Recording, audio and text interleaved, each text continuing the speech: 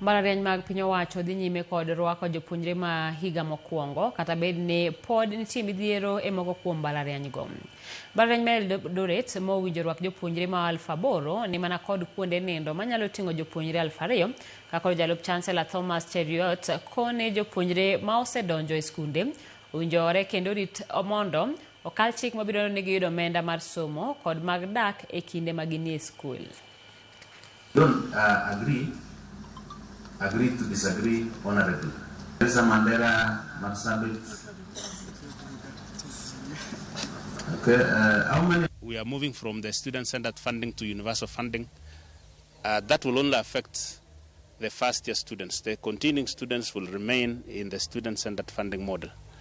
In the current funding scenario, the government is working on modalities. We are asking our students to just register and go to class.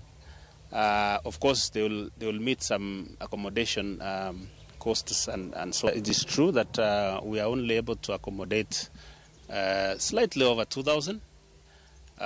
We have worked with, we have an association with the landlords that we've been meeting to ensure that our students have a smooth, they are able to access those rented spaces affordably and without exploitation, even dealing with other issues of security and everything. But the government is also working on putting up an affordable housing units in the university.